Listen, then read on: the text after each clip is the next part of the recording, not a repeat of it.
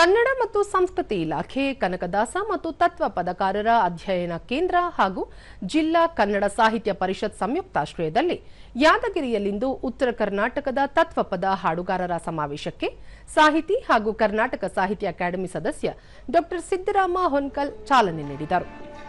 ಈ ವೇಳೆ ಸರ್ಕಾರಿ ಪದವಿ ಮಹಾವಿದ್ಯಾಲಯ ಪ್ರಾಂಶುಪಾಲ ಡಾ ಸುಭಾಷ್ ಚಂದ್ರ ಕೌಲಗಿ, ತತ್ವ ಪದಕಾರರ ಅಧ್ಯಯನ ಕೇಂದ್ರದ ಸದಸ್ಯ ಸಂಚಾಲಕಿ ಡಾ ಮೀನಾಕ್ಷಿ ಬಾಳಿ, ಅಧ್ಯಯನ ಕೇಂದ್ರ ಸದಸ್ಯ ಸತ್ಯನಾರಾಯಣ, ಉಪನ್ಯಾಸಕರಾದ ಎಸ್ಎಸ್ ನಾಯಕ್, ಭೀಮರಾಯ ಲಿಂಗೇರಿ ಸೇರಿದಂತೆ ಹಲವರು ಉಪಸ್ಥಿತರಿದ್ದರು. ಬಳಿಕ ಡಾ ಸಿದ್ದರಾಮ ಹೊನ್ಕಲ್, ಮೊಬೈಲ್ ಯುಗದ ಇಂದಿನ ಯುವ ಪೀಳಿಗೆಗೆ ಮರೆಯಾಗುತ್ತಿರುವ ತತ್ವಪದ ಹಾಗೂ ಭಜನ ಪದಗಳ ಶ್ರೀಮಂತ ಪರಂಪರೆಯನ್ನು ಪರಿಚಯಿಸುವ ಅಗತ್ಯವಿದೆ.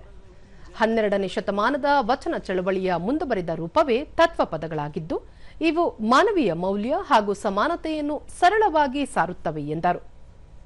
ಇಲ್ಲಿ ನೀವೇನು ಆಸ್ತಿ ಹಣ ಸಂಗ್ರಹಣೆ ಮಾಡೋದಕ್ಕೆ ಎಷ್ಟು ಕಷ್ಟಪಡ್ತೀರಿ, ಇದು ಯಾವ ನಿಮ್ಮ ಸಂಕಟ ಬರೋದಿಲ್ಲ. ಇಲ್ಲಿ ಬಿಟ್ಟು ಹೋಗೋದೈತಿ.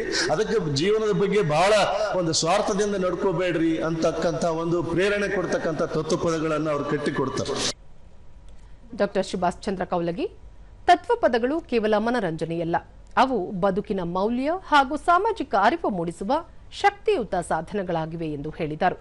ಯಾವಾಗ ಹಾಡೋಣ ಅಂತಕ್ಕಂಥ ಕಾತುರತೆಯಿಂದ ಅವರೆಲ್ಲ ಕಾಯ್ಲಿಕ್ಕತ್ತಾರ, ಕೇಳಬೇಕು ಅಂತಕ್ಕಂಥ ಆತುರ ನಂಬುದು ಆಗ್ಯದ. ದಯವಿಟ್ಟು ಏನಪ್ಪ ಅಂದ್ರೆ ಡಾ ಮೀನಾಕ್ಷಿ ಬಾಳಿ, ಕಲ್ಯಾಣ ಕರ್ನಾಟಕದ ತತ್ವಪದ ಸಾಹಿತ್ಯಕ್ಕೆ ಇತಿಹಾಸದಲ್ಲಿ ಸೂಕ್ತ ಮಾನ್ಯತೆ ಸಿಕ್ಕಿಲ್ಲ.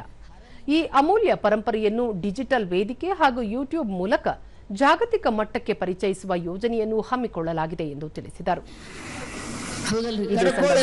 ಉತ್ತರ ಕರ್ನಾಟಕ ಭಾಗದ ವಿವಿಧ ಗಾಯಕರಿಂದ ತತ್ವಪದ ಗಾಯನ ಜನಮನ ಸೆಳೆಯಿತು.